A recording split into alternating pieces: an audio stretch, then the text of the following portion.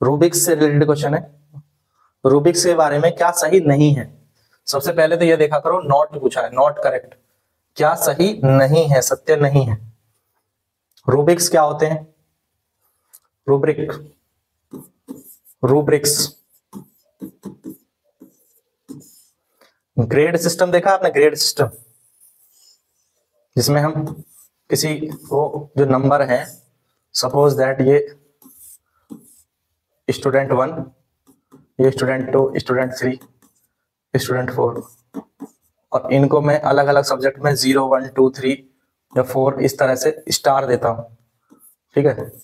और हर एक उसका एक मतलब होता है कि ये ज्यादा एफर्ट की जरूरत है, ठीक है, नीड एफर्ट्स, ये गुड, ये एक्स्ट्राऑर्डिनरी, इस तरह से अगर हम ग्रेडिंग देते हैं तो इस तरह से ग्रेडिंग, जिससे हमें क्लियरली पता चलता है किस स्टूडेंट को किस सब्जेक्ट में किस टॉपिक पर कितनी मेहनत की जरूरत है, या कौन सा बच्चे का कौन सा टॉपिक अच्छा है, या किस फील्ड में वो बेहतर है। तो रूब्रिक्स से हम जो असेसमेंट करते हैं, वो असेसमेंट का एक फिक्स एक स्केल होता है, एक फिक्स्ड स्केल होता है, ठीक है। तो यानी ये पहला स्टेटमेंट बिल्कुल सही है कि यहाँ पर एक निश्चित पैमाना होता है, ठीक है, ये तो सही है, हमें तो सत्य नहीं बताना है।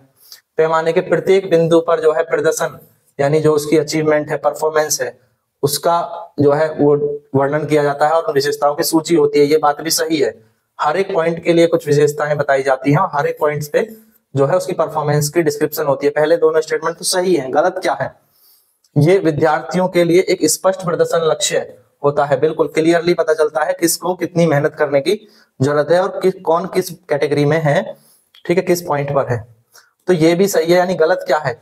ये सब्जेक्टिव जो है अप्रोच है, हमारे मूल्यांकन की सब्जेक्टिव अप्रोच है, ये गलत है। ये सब्जेक्टिव नहीं है, ये ऑब्जेक्टिव अप्रोच है, व्यक्तिगत नहीं है, वस्तुपरक है। कैसा है?